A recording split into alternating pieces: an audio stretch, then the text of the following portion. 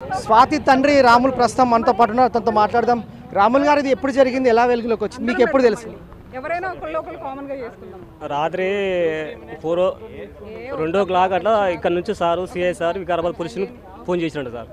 ఇక్కడ నుంచి వికారాబాద్ పోలీసుని ఫోన్ చేసిరంట. వాళ్ళు ఫోన్ చేసి వాళ్ళు మా ఇంటి దగ్గరికి వచ్చారు. 2:30-3 గంటలకు మా ఊర్లోకి వచ్చారు. ఊర్లోకి వచ్చి మాకు వచ్చి లేపారు. లేపితే ఇట్లా అమ్మాయి అంటే మీ కూతురు అంటే అవ్వ అని చెప్పిన. అంటే ఇక హైదరాబాద్ ఉంటారంటే అవ్వ అని చెప్పిన. ఇప్పటికల్లా వాళ్ళు ఏం చేశారంటే ఇట్లా సూసైడ్ చేసుకుని చనిపోయిందంటే మీ అమ్మాయి అని చెప్పేసి వాళ్ళు ఇంతే మాట చెప్పారు. వాళ్ళు కానిస్టేబుల్ గారు వచ్చి ఇక మళ్ళీ ఇక్కడ మేము ఈ సార్కి సిఐ సార్కి ఫోన్ చేసినాం. అవి చనిపోయింది ఇక్కడనే ఉందని చెప్పి సార్ అన్నాడు. అంతవరకు మేము ఏం మాట్లాడాలి. శుక్రవారం చంపాడా లేకుంటే నిన్న చంపాడని చెప్పిండా, ఎట్లా చంపిండి ఏమని మీకు చెప్పిండా, అసలు పోలీసులు ఏం చెప్పిండు? మాకు రాత్రి ఎరకైంది. ఇది రాత్రి ఇంచుమించు మాకు 3 గంటల వరకు అట్లా ఎరకైంది. అది ఎప్పుడు చంపింది తెలియదు, ఏం చేసింది తెలియదు. ఒకటే ఊరు అంటే ముందు ఎప్పుడు అంటే మాకు వాళ్ళు ఇద్దరు పరిచయం, మాకు అది ఏం లేదైతే లేకుండే. వాళ్ళిద్దరి మధ్యలో ఎప్పటి నుంచి ప్రేమ ఉంది తెలియదు, మాకు అది తెలియదు. మేమైతే ఇక ఆమె డిగ్రీ ఇక్కడనే హాస్టల్లోనే ఉండే, మొత్తం డిగ్రీ మొత్తం కంప్లీట్ ఇక్కడనే హాస్టల్లోనే ఉండే. అప్పుడు ఎప్పుడు సంక్రాంతికి అప్పుడు సెలవులు అప్పుడు వచ్చింది ఇంటికి. 18కి స్కూల్ మళ్ళీ స్టార్ట్ అవుతాయి కదా, 18కు తెల్లారు పంపిద్దామని నేను అనుకున్నా. అదే నైటు ఇద్దరు లేచిపోయారు. ప్రేమ వివాహం చేసుకున్నారు, ఎందుకు హత్య చేస్తాడు, చేయాల్సిన అవసరం ఏమొచ్చింది? గతంలో మీ పాప ఏమని చెప్పడం జరిగిందా, అసలు ఏంటి? ఎందుకంటే ఇప్పుడు గర్భవతి అని కూడా తెలుస్తుంది. అది ఇక వాళ్ళకి తెరవాలి, అది ఎందుకు గురించి చంపిండు అది మాకైతే ఏం తెలియదు. ఆమె అయితే మరి ఏం చేసింది, ఆయన ఏం చేసిండో మాకైతే ఏం తెలియదు.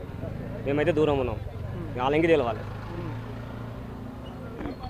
సో ప్రస్తుతం అయితే పోలీస్ స్టేషన్కి ఇటు స్వాతి పేరెంట్స్ చేరుకున్నారు. పోలీసులు కూడా కేసు దర్యాప్తు చేస్తూ ఉన్నారు. ప్రేమించి వివాహం చేసుకున్నాడు తన కూతుర్ని, వరకట్నం తేవాలని, అలాగే అత్యంత కిరాతకంగా హింసించడం, కొట్టడం లాంటి చేశాడు. సో మేము కూడా ఇంటి దగ్గర నచ్చజెప్పాము. మళ్ళీ ఇద్దరు కూడా కలిసి ఉండేలా కూడా మేము పెద్దల సమక్షంలో పంచాయతీ పెట్టి వారిద్దరిని కలిపాము. కానీ ఈ విధంగా జరుగుతుంది, తన కూతురు ఇంత అత్యంత దారుణంగా కిరాతకంగా హతమార్చాడని మేము ఊహించలేదు. ప్రస్తుతం అయితే కేసులు నమోదు చేసుకుని దర్యాప్తు చేస్తున్నారు కాబట్టి మహేందర్ను కఠినంగా శిక్షించాలని తండ్రి ఆవేదన వ్యక్తం చేస్తూ ఉన్నాడు.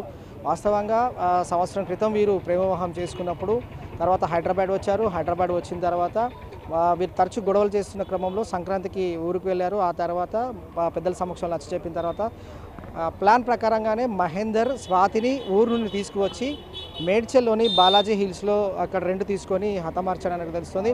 ఇక పోలీసులు మాత్రం అన్ని కోణాల్లో కూడా దర్యాప్తు కొనసాగిస్తున్నారు. ప్రస్తుతం స్వాతి విడిభాగాలు, శరీరం సంబంధించిన విడిభాగాలు ఎక్కడ పడేశాడనేది కూడా పోలీసులు సర్చ్ ఆపరేషన్ కొనసాగిస్తున్నారు. కేవలం ఒక పార్ట్ వరకే బాడీ లభ్యమైంది, మరికొన్ని భాగాలు ఏవైతున్నాయో వాటి కోసం కూడా పోలీసులు సర్చ్ చేస్తున్నారు. వీడియో జర్నలిస్ట్ రాకేష్తో కిరణ్, ఎన్టీవీ, హైదరాబాద్.